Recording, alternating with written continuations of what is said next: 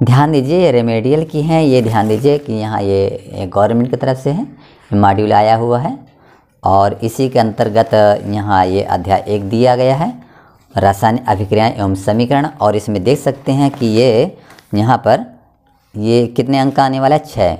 और इसमें ये गवर्नमेंट का पक्का दावा कि 101% इसमें आपको 6 अंक मिलने ही मिलना है। तो जान लेते हैं कितने कम प्रश्न हैं और इनको आपको गौर से देखना है, समझना है, ताकि आपको 100% मार्क्स मिले। तो यहाँ ब्लूप्रिंट के अनुसार इस पाठ में 6 अंक के प्रश्न पूछे जाएंगे। 1 अंक का वस्तुनिष्ठ प्रश्न है, 2 प्रश्न 2 अंक का है एक हो, और एक प्रश्न है 3 अंक का। तो यहाँ पहले चलते हैं, सही विकल्प चुनकर लिखना है। तो यहाँ निम्नलिखित में से कौन सा भौतिक परिवर्तन नहीं है, ध्यान देना है आपको, ऐसे में नहीं का विशेष ध्यान देना है। तो जैसे LPG का दहन, ये क्या है, रासायनिक अभिक्रिया, और हम यहाँ पूछ के आ रहा है भौतिक परिवर्तन।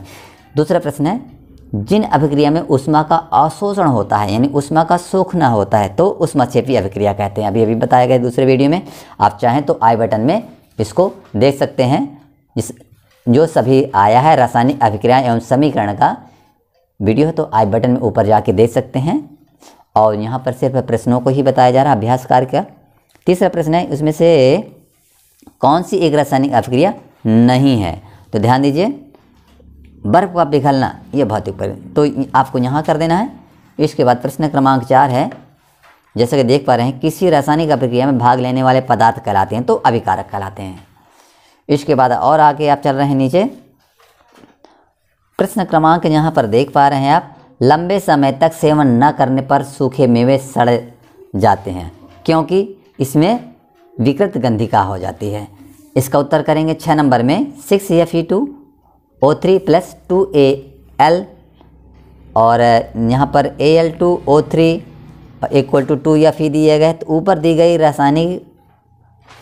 अभिक्रिया किस प्रकार की है, तो आपको विस्थापन अभिक्रिया बताना है। चूँकि Al और Fe यहाँ अलग हो जाते हैं, यहाँ पर ये एरो के निशान आपको लगाना है, विस्थापन अभिक्रिया कहलाएगी। प्रश्न नंबर यहाँ 7 देख पा रहे हैं, सोने और प्लेटिनियम को गलाने वाले अम्ल का क्या नाम है, तो आपको बताना है एक्वा रेजिया। प्रश्न क्रमांक 8 में आप चलेंगे, तो यहाँ देखेंगे निम्न में से कौन सा एक रासायनिक परिवर्तन की विशेषता नहीं है, तो आपको आकार में परिवर्तन। इसके बाद लघुत्तरीय प्रश्न पर चलेंगे, जो इस पाठ से 2 अंक आने वाला है। इसमें से ये प्रश्न कुछ दिए गए हैं, इनमें से पक्का 100% आना है। अतः लघुत्तरीय प्रश्न है, श्वसन को ऊष्माक्षेपी अभिक्रिया क्यों कहते हैं, वर्णन कीजिए। तो श्वसन एक मंद दहन ऑक्सीजन की अभिक्रिया है, जिसमें कार्बन डाइऑक्साइड, जल, वाष्प एवं ATP के रूप में ऊष्मा यानी ऊर्जा निकलती है, अतः इसे ऊष्माक्षेपी अभिक्रिया कहते हैं। अब हम यहाँ प्रश्न क्रमांक 2 देखते हैं, वायु में जलने से पूर्व मैग्नीशियम रिबन को साफ क्यों करते हैं। तो इसको आपको याद कर लेना, मैग्नीशियम रिबन के ऊपर मैग्नीशियम ऑक्साइड की परत जमा होती है, किसकी, मैग्नीशियम ऑक्साइड की। उसे हटाने के लिए वायु में जलाने से पूर्व मैग्नीशियम रिबन को साफ किया जाता है, क्योंकि यह परत मैग्नीशियम को ऑक्सीजन से क्रिया करने से रोकती है। मेन यहाँ पर इसका यह है उत्तर, छोटा सा उत्तर क्या है, क्योंकि यह परत मैग्नीशियम को ऑक्सीजन से क्रिया अर्थात जलने से रोकती है। प्रश्न क्रमांक 3 चलते हैं, और यहाँ दी, आलू की चिप्स निर्माता चिप्स की थैली को नाइट्रोजन से क्यों भरते हैं, समझाइए।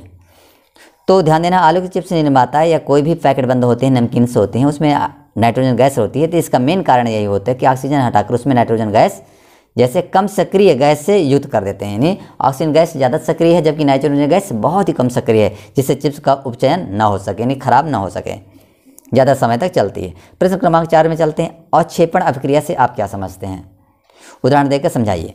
अवक्षेपण का यहाँ उदाहरण दिया गया है और यहाँ समीकरण दिया गया है, इसको देख लेंगे आप। प्रश्न क्रमांक हम 5 में चल रहे हैं, ऊष्माक्षेपी एवं ऊष्माक्षेपी अभिक्रिया का क्या है, इसको उदाहरण देना है। तो ऊष्माक्षेपी का अभिक्रिया है, जिस अभिक्रिया रासायनिक अभिक्रिया में उत्पादों के साथ ऊष्मा भी निकलती है, वह ऊष्माक्षेपी अभिक्रिया कहलाती है। जैसे उदाहरण दिया है CH4, तो आप इसको लिख देंगे। ऊष्माशोषी अभिक्रिया क्या है, जिस रासायनिक अभिक्रिया में ऊष्मा यानी ऊर्जा का अवशोषण होता है, वह ऊष्माशोषी अभिक्रिया कहलाती है, और यहाँ इसका समीकरण दिया गया है। इसके बाद तो आप ध्यान दीजिए, यहाँ पर 5 प्रश्न आए हैं, 5 में से एक प्रश्न आएगा ही आएगा। इसके बाद हम चलते हैं लघुत्तरीय प्रश्न, और जो 3 अंक का है, और एक प्रश्न कोई आ सकता है। तो संयोजन अभिक्रिया किसे कहते हैं, उदाहरण से समझाइए। तो आप देख सकते हैं संयोजन अभिक्रिया वे रासायनिक अभिक्रिया हैं जिनमें 2 या 2 से अधिक तत्व या यौगिक संयुक्त होकर एकल उत्पाद बनाते हैं, संयोजन अभिक्रिया कहलाते हैं। देखिए जैसे 2 यहाँ अभिकारक हैं और एक यहाँ बन रहा है संयोजन में, यहाँ 2 है और एक बन रहा है, यानी संयोज हो रहा है। जैसे आप देख पा रहे हैं 2 + 2 = 4, संयोग योग हो रहा है। तो इस तरह यहाँ पर भी योग होता है, तो ये कहलाती हैं संयोजन अभिक्रिया। यहाँ अगला प्रश्न दिया गया रेडॉक्स अभिक्रिया किसे कहते हैं, समीकरण भी बताना। वे रासायनिक अभिक्रिया जिसमें एक अभिकारक का अपचयन होता है और दूसरे का अपचयन होता है, एक का उपचयन होता है और दूसरे का अपचयन होता है, तो रेडॉक्स या उपचयन अभिक्रियाएं कहलाती हैं। जैसे Fe2O3 और 3CO2 3CO है और यहाँ दिया 2 Fe3CO2। संक्षारण को परिभाषित कीजिए। संक्षारण के बचाव के कोई 2 उदाहरण बताना है संक्षारण के। तो जब कोई धातु अपने आसपास अम्ल, आर्द्रता, नमी आदि के संपर्क में आता है तब ये संधारित होता है। इस प्रक्रिया को संक्षारण कहते हैं। संक्षारित होता है, यहाँ पर कटाव होता है। उदाहरण लोहे में जंग लगना अर्थात उस पर लाल भूरी परत जमना।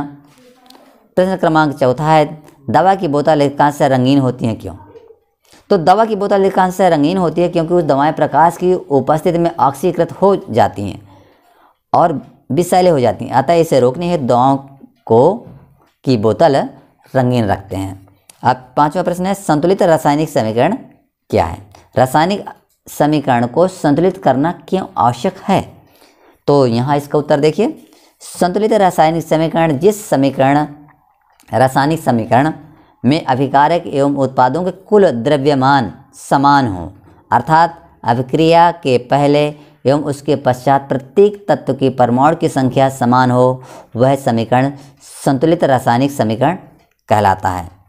द्रव्यमान संरक्षण के नियम के परिपालन के लिए रासायनिक अभिक्रियाओं को संतुलित करना आवश्यक है। प्रश्न 6 नंबर है जब लोहे की कील को कॉपर सल्फेट के विलयन में डुबाया जाता है तो विलयन का रंग क्यों बदल जाता है। तो इसका उत्तर यह है जब लोहे की कील को कॉपर सल्फेट के नीले विलयन में डुबोया जाता है तो लोहा कॉपर सल्फेट के विलयन से कॉपर को विस्थापित करके फेरस सल्फेट का हरा विलयन बनाता है। इसलिए विलयन का रंग बदल जाता है और यहाँ पर ये विस्थापन अभिक्रिया हो रही है। कॉपर सल्फेट Fe है और फेरस सल्फेट बन जाता है और कॉपर अलग हो जाता है। तो दोस्तों वीडियो को लाइक शेयर कमेंट और चैनल को जरूर सब्सक्राइब कीजिए और इसको सभी ध्यान से पढ़िएगा, याद कर लीजिएगा। इसमें से आपको 100% आने वाले हैं और कहने मतलब है इस यूनिट से आपको 6 अंक मिलने वाले हैं। धन्यवाद।